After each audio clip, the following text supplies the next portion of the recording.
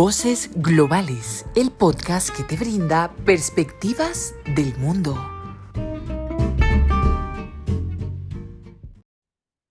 Hola y bienvenidos a Voces Globales. En los episodios de este podcast se debatirá de un tema específico sobre lo que sucede en el mundo. En cada debate tendré nuevas voces que compartirán su experiencia y conocimientos y debatirán para que conozcamos diferentes perspectivas. Yo soy Martín Díaz Acevedo y si quieren contactarme para sugerir temas o ser invitados, me pueden encontrar en LinkedIn. Para el debate de hoy iremos a Centroamérica y discutiremos sobre el estado de excepción impuesto en El Salvador. El pasado 27 de marzo se cumplió un año desde que se implementó el estado de excepción, una política que lanzó el gobierno del presidente Nayib Bukele, con aprobación de la Asamblea Legislativa, luego de que el estallido de violencia dejara 62 homicidios durante un fin de semana en marzo de 2022. La política severa que suspende derechos y garantías contempladas en la Constitución ha recibido aplausos entre algunos sectores de la población por los resultados que ha obtenido. También ha dejado más de 65.000 personas detenidas y ha recibido varias críticas de organismos de derechos humanos dentro y fuera del país. Después de esta introducción, comencemos el debate.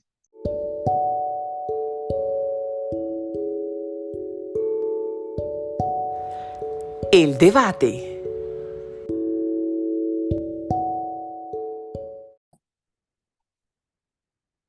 Antes de empezar el debate, quiero presentar a los invitados de hoy. Está Manuel Camilo González, que es magíster en Ciencia Política de la Universidad de Salamanca y actualmente es profesor de Relaciones Internacionales de la Universidad Javeriana y editor del medio digital Visión Global. Bienvenido, Manuel. Un gusto, Martín, gracias por tu invitación y un saludo para los panelistas y la audiencia.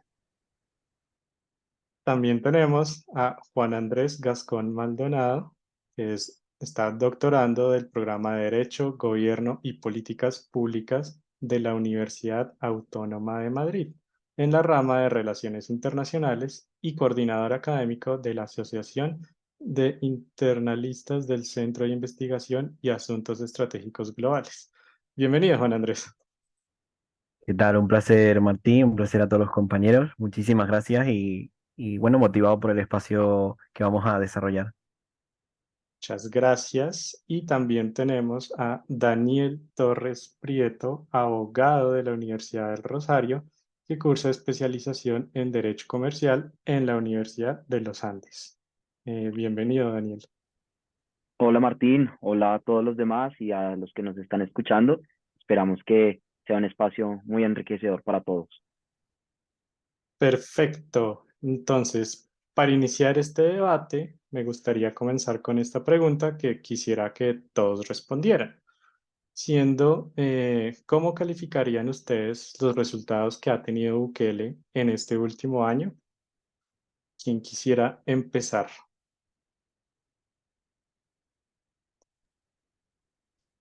Bueno, pues yo pienso que lo que sucede en El Salvador es una especie de paradoja de la seguridad, en el sentido de que si bien en términos de la tasa de homicidios ha descendido sí muy significativamente, más o menos desde 2015 eran 105 homicidios por 100.000 habitantes.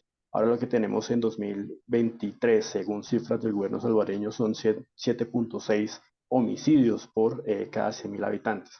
Hasta ahí digamos que todo parece bien, todo parece de alguna forma positivo en términos de la seguridad, pero dentro de esa dinámica lo que podemos ver es que para reforzar dicho bien público que es la seguridad, pues se ha tenido que acudir un poco a coartar libertades. En ese sentido, la paradoja que surge es si para evitar que exista más criminalidad es necesario coartar las libertades y obviamente la democracia, pues obviamente tenemos un gran problema. Y es efectivamente si la democracia como también público es más o menos importante que la seguridad. Y lo que hemos visto en El Salvador es que paradójicamente las personas prefieren más tener seguridad y obviamente entregar sus libertades antes que de alguna forma tener más democracia, pero eso implica al final de cuentas respetar el Estado de Derecho y por lo tanto mantener los derechos humanos como una especie de límite frente al Estado. Y el estado de excepción es eso. El estado de excepción es básicamente borrar de alguna forma esos límites para que el Estado actúe ampliamente. Y ahí es donde está la paradoja. Es efectivamente democracia y obviamente con las implicaciones de más criminalidad. Perfecto. Daniel, ¿algo para comentar?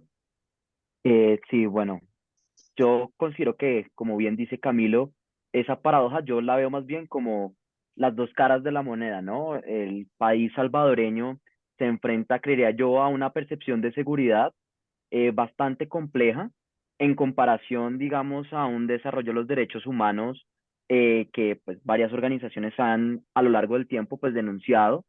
Pues según también fuentes del mismo gobierno, el margen de error de el manejo de capturas en este estado de excepción es del 4,62%, pero lo que se denuncia es que de 65.000 casos de capturas dentro de este régimen de excepción, pues más de 7.000 o 8.000 son personas inocentes que por unas condiciones físicas o unas condiciones estéticas, pues aparentan ser, digamos, como del tema que persigue pues el gobierno de Bukele. Considero que esa percepción de seguridad que prefiere el salvadoreño, pues está basado en los últimos 30 años del bipartidismo salvadoreño, donde poco o nada ninguno de los dos frentes políticos habían solucionado el tema, donde ni Aren ni ninguno de los dos había podido comprender concretamente cómo resolver esto y pues la misma corrupción que pues es intrínseco, creo yo, a todos los países latinoamericanos, pues no han podido demarcar. Independientemente de eso, creo que uno de los retos del gobierno de Bukele es precisamente eso, una asamblea legislativa con una mayoría del partido Arena. El partido Arena, pues es un partido de derecha bastante controversial y en el cual en algún momento contó con su apoyo Bukele en los diferentes escenarios de sus anteriores ejercicios políticos.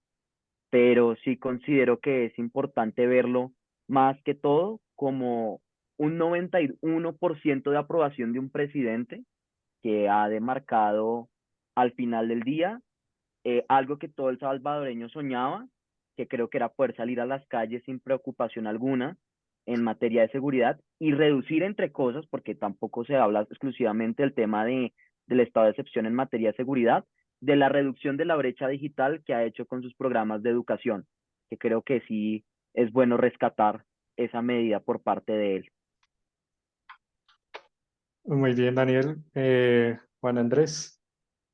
Sí, bueno, yo concuerdo con los compañeros de que evidentemente se produce una paradoja, se produce un fenómeno, el cual creo que si bien es un poco contraconceptual, ¿no? de las ideas que tenemos sobre la democracia, sí sigue muchos de los fenómenos, o al menos guarda una relación con los fenómenos que encontramos en toda la región. En primer lugar, por la conformación de partidos que de alguna manera salen de los partidos tradicionales, salen de la estructura política y partidista que se había desarrollado y empiezan a presentar esta posición de tercera vía, algo que es bastante, yo no quiero decir común, pero sí es bastante visible en la región y que además responde a una serie de demandas y reivindicaciones sociales muy concretas. En este caso, la seguridad como una de las principales prioridades. Ahora, el tema está en que muchas veces, y esto no lo digo por pensar que es positivo para El Salvador, sino por describir la realidad como es, y es que se le valora mucho, en el caso concreto de El Salvador, a una posible amenaza, ¿no? Se le valora mucho al gobierno actual a ser una posible amenaza para la democracia, pero se nos olvida de que El Salvador para nada era una democracia efectiva, en el sentido de que no solo la representación política o la celebración de elecciones no son los únicos requisitos para tener una democracia sana, y además en qué condiciones también están establecidos esos partidos y en qué condiciones también se suelen realizar las elecciones. Por supuesto, el cambio en el poder te permite ver de que se mantiene una especie de hilo o de base institucional lo suficientemente fuerte como para garantizar las condiciones. Pero es que precisamente eso nos lleva a la reflexión de si se puede hablar de desarrollo a la par que se puede hablar de democracia sin seguridad. Y no solo la seguridad entendida como la ausencia de conflicto armado, ¿no? También, sobre todo, si tomamos en cuenta la historia de El Salvador con una guerra civil y unos conflictos territoriales y políticos bastante cercanos, si lo vemos en perspectiva de otros países.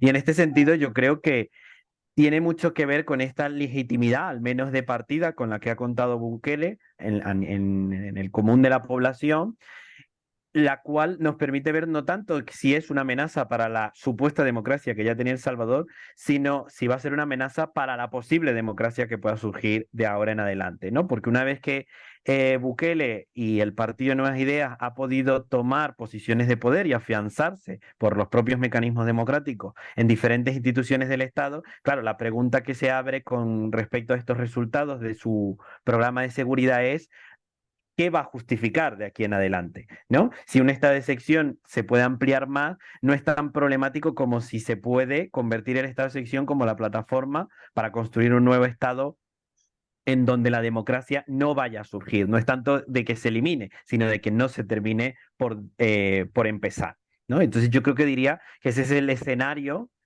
que sí suscita la duda, que sí suscita la incertidumbre de a qué camino va a apostar Bukele, especialmente teniendo en cuenta la situación actual. Daniel. Bueno, yo creo que recogiendo lo que dice Juan Andrés, yo creo que es importante saber de dónde viene todo este tema y el surgimiento del régimen de excepción. Definitivamente creo que los retos más grandes que enfrentaba Bukele al momento de llegar a la presidencia se podrían resumir fácilmente en 5 puntos. El primero, la desconfianza por los escándalos políticos de la clase política en El Salvador, fundamental. Un país inmerso en unos problemas civiles bastante amplios por el tema de las pandillas. Lo tercero, la desigualdad en el acceso de la tecnología, que es una realidad en El Salvador y que es una realidad en Centroamérica, por no decir en toda Latinoamérica. Lo cuarto, que creo que sí es muy importante, un escenario del bipartidismo fragmentado que había en El Salvador.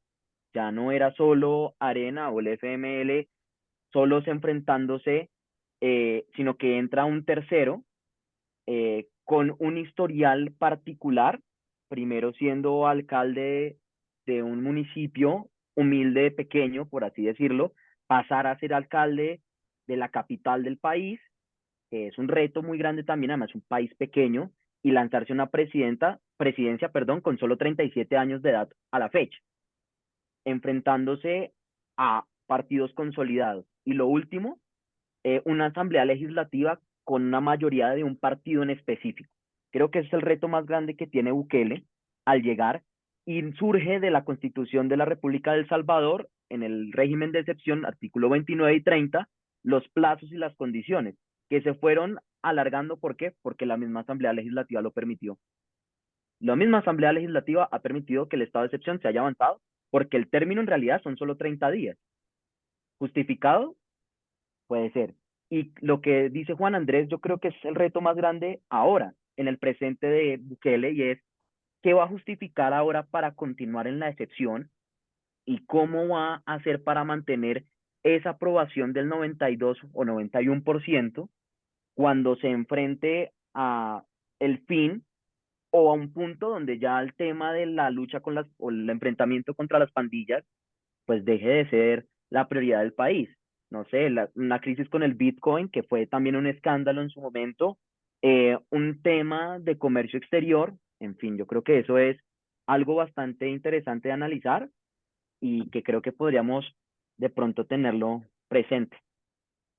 Gracias, Daniel. A mí me parece muy interesante que, sobre todo, como lo mencionaba, se ha renovado ese estado de excepción ya como por 12ª vez, y parece que esto va a seguir. Para mí, teniendo en cuenta también que el otro año, como febrero del 2024, es que va a haber elecciones en El Salvador, me parece que va a utilizar esta carta para promoverse y poder ganar esas elecciones, ya que pues esta yo diría que es su mejor carta para jugarse en este momento. No tiene otras dificultades, pero yo creo que si utiliza esto, no sé si lo mantendría todavía para la época electoral o quitaría este estado de excepción solo para demostrar que la democracia y que la gente puede estar de acuerdo y seguir sintiéndose seguro a pesar de ya no estar en este estado de excepción. Camilo, ¿qué tiene para decir? Bueno, yo lo que siento es que, como efectivamente comenta Daniel, es un dilema, yo creo que el dilema de cualquier populista, y ya si quiere podemos ahondar un poco sobre qué tipo de populista es Bukele, y es que efectivamente cuando se polariza sobre unos temas, en este caso el tema que más polariza es el tema de cómo abordar desde las instituciones el asunto de las pandillas. Entonces,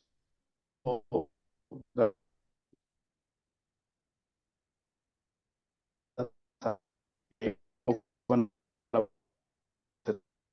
la ciudadana diga la seguridad que acá tema va a polarizar. Lo importante es que Bukele, muchos lo tildan de populista, pero siento que es una afirmación muy simplista. Hay que recordar que Bukele viene de MLN, por lo tanto, y un se refirió a socializar es un candidato que lanza independiente del año 2019, creo que trae sí, recursos, se trae infraestructura de los ambientes, él es, digamos, un fenómeno nuevo, sino que es un fenómeno relativamente, digamos, novedoso, porque si fuera nuevo, efectivamente, está desde un populista que se hace desde cero. Entonces, trata de explicar qué es tan fácil para Bukele contar las instituciones. Y es que, por un lado, si se trae gente que conoce de la política, que sabe cuál es el, digamos, el día a día o cotidiano de la política, pues obviamente es mucho más fácil tratar de, digamos, ir digamos, hacia autocratización. ¿En qué sentido? En que las instituciones se cortan mucho más fácil.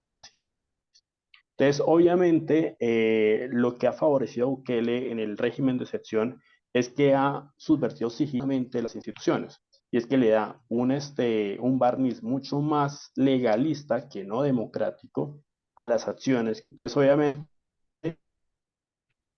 lo que va a ser un poco Bukele en términos del 2004, seguramente dar la ficha de bajarle un poco a la idea de la polarización en términos de la seguridad y seguramente se atreverá confiado en las encuestas no estar por el régimen de excepción, pero obviamente nos tendrá que buscar nuevas opciones sobre las cuales polarizar y obviamente tratar de sacarle provecho a esa división en la sociedad.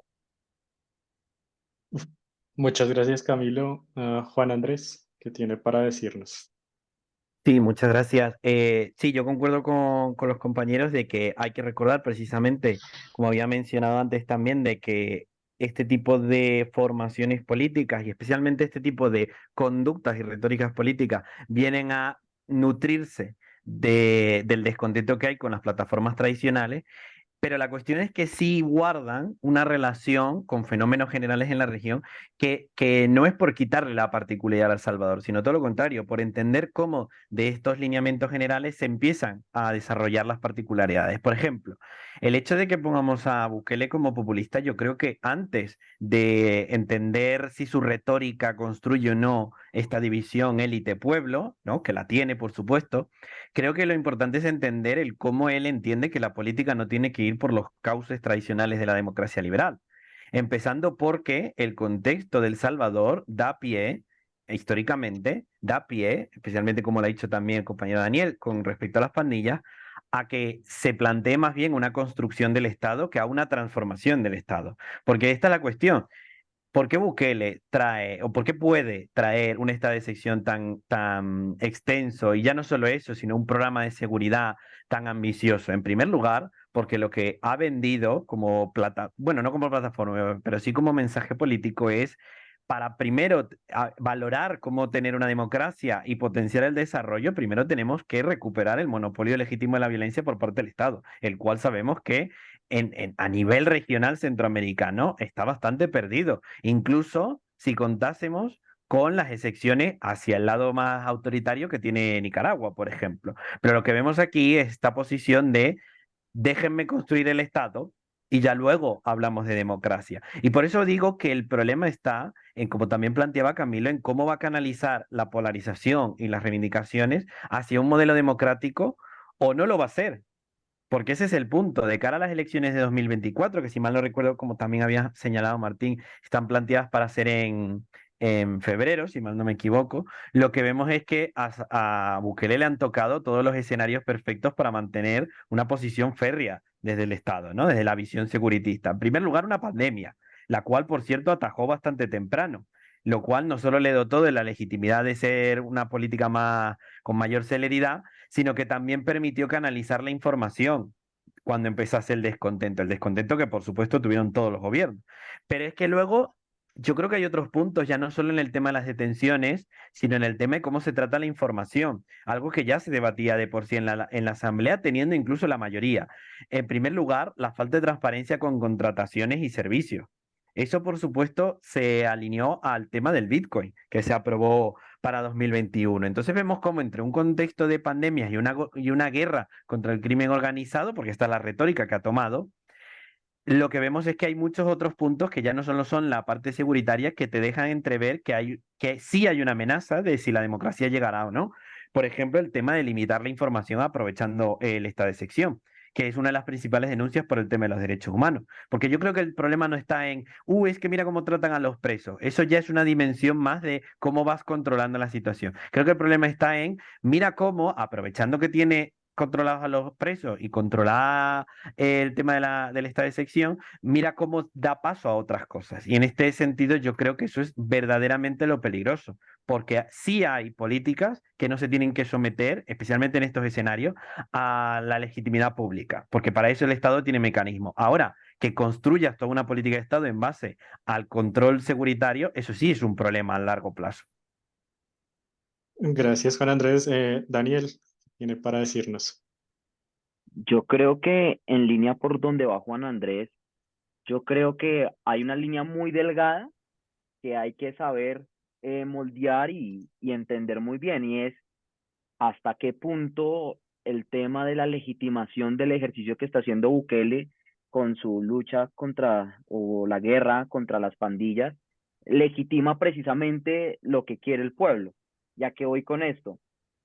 Bukele ganó en primera vuelta con 53% de los votos, que permite en El Salvador después de siglos un presidente en una primera vuelta, cosa que no pasa en Colombia, por ejemplo, o en otros países latinoamericanos. Generalmente hay segunda vuelta con los dos candidatos, generalmente polos opuestos, que se permite el establecimiento. Otra cosa que es importante es ese famoso, entre comillas, espaldarazo que da el gobierno de los Estados Unidos cuando ve un gobierno que le va a permitir tener un control sectorial, y que creo que el discurso de Bukele ha sido ese. ¿Cómo voy a desarrollar unas políticas no solo enmarcadas en lo que necesita mi país, sino el trato con los demás? Recuerdo perfectamente lo que dijo Bukele en una de sus primeras intervenciones ante las Naciones Unidas, donde decía, ahora sí los ojos están en El Salvador por el tema de las pandillas, pero cuando estaban matando a la población, él denomina de bien, ¿dónde estaban los organismos internacionales? ¿Dónde estaba el mundo cuando El Salvador estaba sufriendo? Pero hoy en día, que para ojos de muchos estamos bien, ahí sí hay problemas de cómo estamos haciendo las cosas. Entonces, yo creo que de cierto modo Bukele es un candidato que construyó su imagen y logró imponer su fuerza política por medio de redes sociales, que fue la realidad, y haciendo todo diferente. eh, Él generalmente no se reúne con los medios de comunicación tradicionales de El Salvador. A él le gustan los escenarios un poco más modernos. Ha asistido a podcasts, ha asistido a entrevistas en medios digitales y entre otras cosas más. No hizo visitas de localidades, se escapó de varios debates entre los demás concursantes, por así llamarlo, y creo que lo que se viene para estas elecciones del próximo año es precisamente la consolidación de su proyecto, que un 91% de aprobación local demarca que el día de mañana él puede decir y promover un proyecto para rescatar cualquier cosa, y entre cosas podría sentarse un poco más en la educación que ha venido haciendo y seguramente va a ganar. ¿Por qué? Construyó hospitales, mostrando los rubros de los recursos donde no se gastó absolutamente nada a comparación de lo que venían haciendo los demás. Segundo, redujo sustancialmente la brecha digital donde casi todos los alumnos, por lo menos de una edad que él considera considerablemente apta para el uso de tecnologías, tiene computadores subsidiados por el gobierno de El Salvador. Hay profesionales más estandarizados, ha invitado a la inversión del extranjero, toda la concepción detrás de Surf City y cómo ha recuperado los espacios de esparcimiento social y local, y por no ir tan lejos, pues el establecimiento y la inclusión de criptomonedas en un país que se la apostó por eso y que para bien o para mal, creo que tiene una bandera bastante alta en cómo enfrentarse a, a dinámicas como particulares. Sin embargo, sí creo que es un tema bastante complicado entender un candidato o un proyecto político que genuinamente no existe. Él construyó lo que tiene por lo que estaba viendo, pero que tú veas un proyecto consolidado, escrito en papel de un paso por paso, él no lo tiene. Entonces sería bueno entender cómo El Salvador se prepara para lo que se viene y de qué deparará cuando se acabe pues ese régimen de excepción. Gracias, Daniel. A mí me quedó sonando bastante eso de que esa percepción, esa visión que Bukele quiere darse de ser un presidente como más moderno, de no presentarse tanto a los medios de comunicación más tradicionales, sino irse a lo más novedoso, podcast, cosas virtuales, apariciones en otros escenarios. Y eso también me hace pensar un poco en la desinformación que se puede generar, no tan, más que todo hacia los medios nacionales que pueden estar un poco sujetos a lo que el gobierno les permite o no les permite hacer. Y eso puede afectar también un poco la percepción de cómo lo sienten los ciudadanos y cómo se sienten esos resultados que ha tenido, y cómo lo ven también desde afuera, cómo ven esos países internacionales, esos países pues a nivel internacional, su forma de actuar. Entonces, para mí, yo creo que esa es una herramienta que no sé si va a seguir explotando o qué tanto podría explotar para ganar, para buscar ganar las elecciones del otro año, sino que también hace que se vea, que los otros países vean la parte negativa, como lo mencionaba, creo que era Juan Andrés, de todo lo de los derechos humanos, de cómo está afectando los derechos de los prisioneros. Con,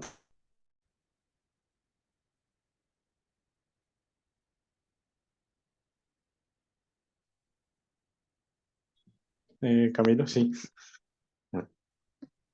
Hola, ahí me escuchan, es que creo que se cortó. Sí, se corta un poco, pero ya, adelante. Ok, perfecto. Bueno, hay unos puntos interesantes y es, uno, yo creo que el uso de información, de las tecnologías de la información y la comunicación por parte de ciertos líderes que unos tildan de populistas, otros de autoritarios, yo creo que ya es una tendencia global. Yo creo que ya pasamos del típico personaje dictatorial de uniforme y botas a una persona del común, pero que sigue manteniendo de alguna forma una serie de, digamos, de pensamientos y de estrategias sobre cómo se debe manejar el poder. Entonces yo creo que hay una gran influencia de las TIC en ese sentido y es ya no es presentarse como el tipo serio y el hombre fuerte muy típico de la Guerra Fría, sino como el hombre común y el hombre de avanzada, pero que obviamente mantiene, digamos, digamos, ese enclave un poco en términos ideológicos de democracia, autoritarismo para manejar el poder. Y por el otro lado, yo creo que estamos dejando de lado un poco sobre la estrategia efectiva de por qué Bukele logró controlar las pandillas, y es que efectivamente no simplemente es mano dura, también es, y eso El Salvador lo ha de alguna forma experimentado, es lo que se llaman las famosas treguas, y es de alguna forma negociar con estos grupos criminales para decir, venga, bajen efectivamente el número de homicidios, el número de acciones armadas que han hecho, para que la gente se sienta de alguna forma segura. Pero eso obviamente ha fracasado en el pasado, fracasó en el 2015, por ejemplo, la última tregua fracasó. Y en ese sentido, Bukele no renunció a eso. Bukele también buscó a los pandilleros en sus cárceles para negociar efectivamente que eso sucediera. Que por qué estamos en el régimen de excepción. Según algunas informaciones periodísticas, por ejemplo, el Faro ha dicho que uno de los bandos, no se ha establecido quién, unos dicen que el gobierno rompió la tregua, y en ese sentido, pues obviamente las pandillas tomaron una ocasión mucho más ofensiva. Entonces no hay que dejar de lado un poco también que cuando se trata de atajar un poco el tema de la criminalidad, no simplemente el asunto es de mano dura, sino que también hay una institución informal que en este caso son las treguas. Y esas treguas pueden salir muy bien, pero también pueden salir muy mal. En ese sentido, pues salieron muy mal, tanto que estamos en un régimen de excepción. Y aquí ya para tener un poco, siento yo, y un poco en la línea de lo que es uno de los periodistas del Faro, es que ya no tenemos pandillas, pero sí tenemos una mafia del Estado. Y es que el Estado ha controlado tanto, digamos, el poder, que en ese sentido la corrupción, que si bien no se expone muy, muy en términos digamos, del sector público, sí hay fuentes periodísticas que han revelado cómo esa concentración de poder termina por generar mucha más corrupción, y esa corrupción termina por generando esos enclaves autoritarios y mafiosos dentro del Estado. Bien, Camilo, vamos con Juan Andrés. Trata de ser un poco preciso en lo que quiere decir, que ya se nos está acabando el tiempo y debemos hacer conclusiones.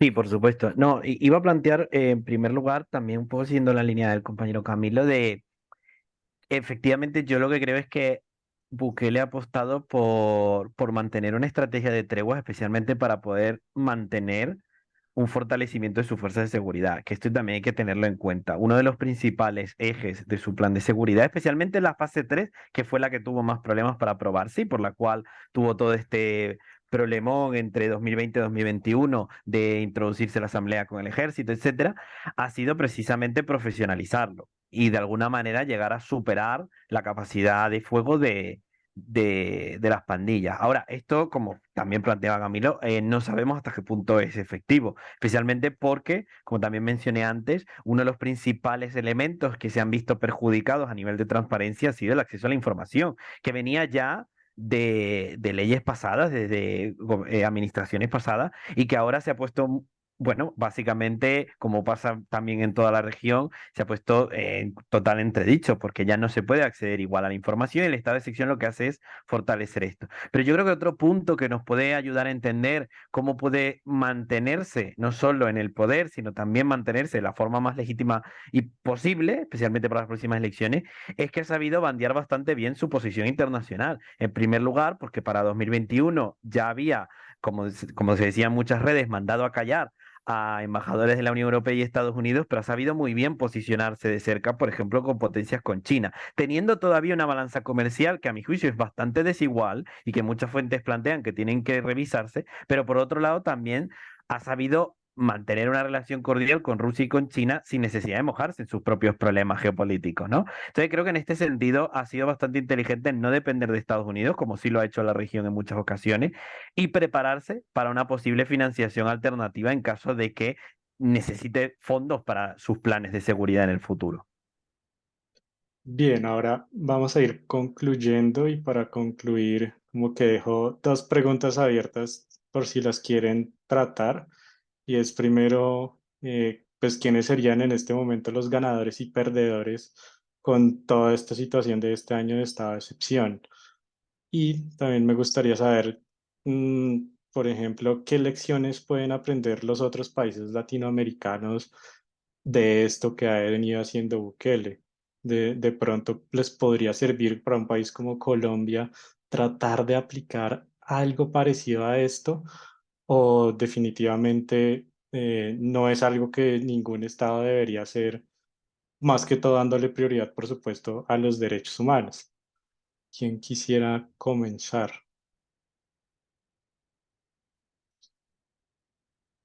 Juan Andrés.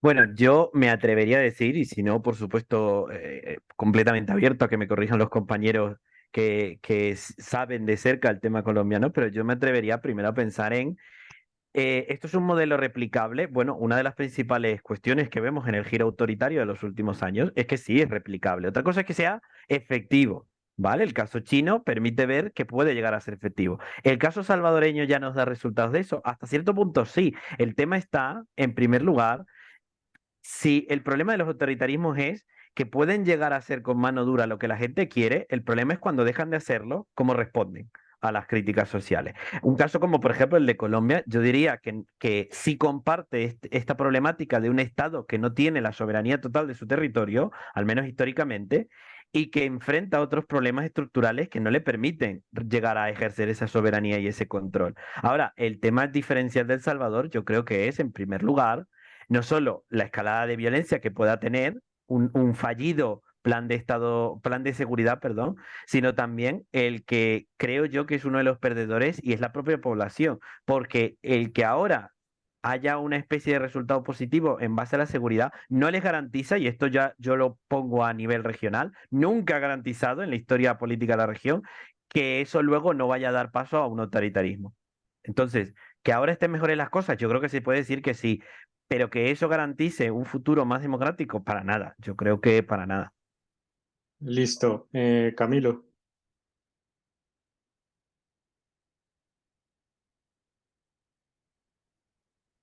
Camilo. Bueno, yo creo que entre los perdedores obviamente están los ciudadanos y está obviamente la propia democracia, es decir, a partir de una recuperación de la capacidad estatal en términos de seguridad, yo creo que se ha erosionado demasiado las instituciones democráticas.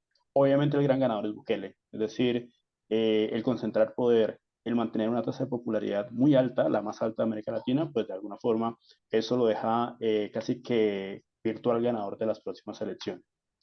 Y yo siento que al final de cuentas el modelo es atractivo, pero no replicable. Es decir, cada país tiene unas dinámicas muy distintas en términos de crimen organizado. Incluso uno se podría decir que el crimen organizado va un poco más adelante que los estados. Es decir, tiene unas estrategias mucho más flexibles para generar comunicación y generar, digamos, ese flujo de, digamos, de criminal. Y el Estado obviamente siempre está reaccionando. Entonces yo siento que digamos, el modelo es atractivo, muchos lo quieren de alguna forma aplicar, algunos países, por ejemplo Honduras ya lo está aplicando, pero realmente no va a ser efectivo, no va a ser de alguna forma aplicable a las dinámicas locales que tienen estos países. Muy bien. Daniel, para terminar ya con todo el debate que tiene para decirnos.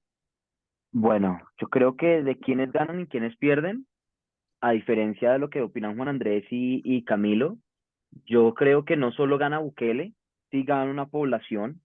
¿Y una población por qué gana? Más allá de que sí creo que uno de los que podría perder sea la misma población por un denominado efecto rebote de seguridad, de que todo el panorama o toda la paradoja está bien, pero el día de mañana se acaba el estado de excepción, se acaba el gobierno de Bukele, seguramente la criminalidad y las pandillas van a aumentar en exponencia.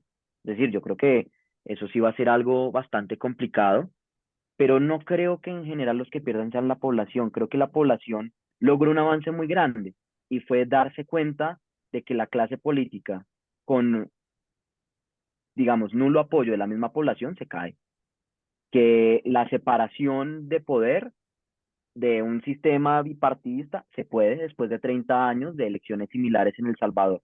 Entonces yo creo que por ese lado ganó de alguna u otra forma el ejercicio político en El Salvador, a pesar de que hubo una abstinencia bastante amplia en el momento de las elecciones, pero creo que ellos ganan al final. ¿Y qué lecciones quedan para otros países? Este modelo definitivamente no es replicable. Creo que como toda situación, como todo proceso, tiene que ser como un caldo perfecto, ¿no? Se dieron las condiciones, el territorio, la población, el candidato. Yo creo que hay que ser muy francos, un Bukele no existe en otro lado.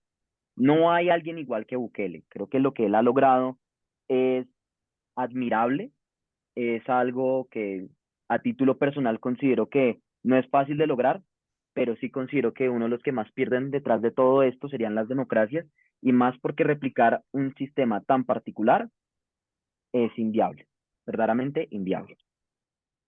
Muchas gracias a todos. Ahora nos vamos a nuestra siguiente sección de recomendaciones.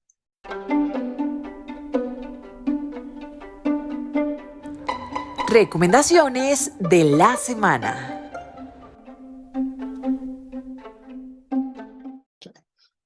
Ahora vamos con nuestra sección de recomendaciones de la semana.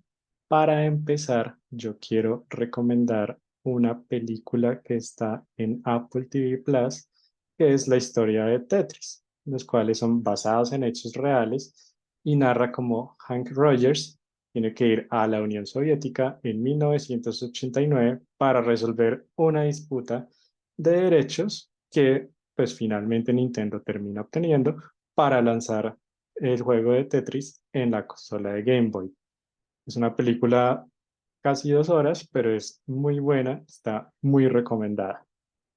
Ahora, Camilo, que tuvo que ausentarse, nos recomienda dos cosas. Primero, una serie que se encuentra en Netflix, una serie coreana llamada Queen Maker, que cuenta la historia de cómo una experta en relaciones públicas se convierte en directora de campaña de una abogada para hacer justicia. Yo la verdad no la he visto, pero suena bastante interesante. Y también nos recomienda visitar la página de Crisis Group, específicamente de El Salvador, en donde hay bastantes artículos que vale la pena dar un vistazo para complementar con lo que se ha discutido en este debate. Daniel o Juan Andrés, ¿quién quiere dar su recomendación?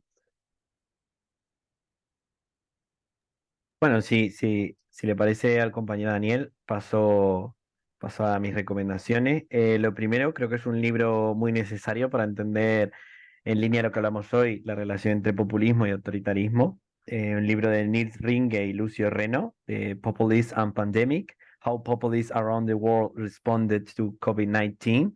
Es un libro bastante completo, muy polémico por los argumentos que hace sobre diferentes estudios de caso, pero creo que es bastante bueno para entender esta relación que hemos tenido entre crisis sanitaria y auge del autoritarismo o populismos.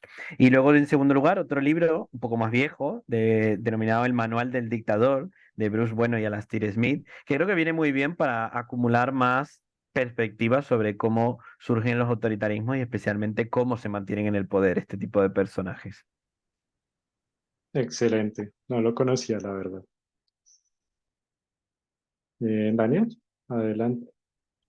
Bueno, yo de pronto saliéndome de la línea en lo que han hecho recomendaciones, poco aplicando a lo local, igual a lo local, les recomiendo un libro que se llama Cartas Antonia. El autor se llama Alfredo Molano Bravo. Él recopila a lo largo de su vida y en el nacimiento de su nieta varias descripciones de cómo ve él la percepción de su país, de cómo fue su ejercicio profesional hasta los últimos días de su vida, y esas cartas, después con el tiempo, la familia las recopila y hacen una entrega de un libro donde digamos que sí de pronto podría estar alineado lo que vemos o lo que hablamos el día de hoy en cuanto a la percepción del local a lo que sucede como un auge internacional o a lo que se podría ver desde el exterior. Súper recomendado, un buen libro, muy corto, son solo 300 páginas, es una lectura bastante sencilla, pero sí da un contexto del país, como es Colombia, y cómo uno como ciudadano puede percibir el exterior, el conocer Nueva York, Barcelona, y los retos que enfrenta la población colombiana en su día a día. Muy buen libro. Excelente recomendación, Daniel. No me queda más que darles las gracias a los dos y a Camilo también por haber estado en este debate. Muchas gracias por su participación.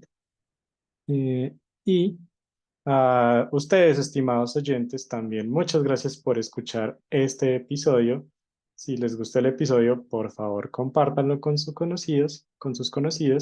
Y si quieren hacer parte de estos debates, ya sea sugiriendo un tema o siendo invitado, por favor, contácteme por LinkedIn y nos escuchamos en un siguiente debate. Muchas gracias.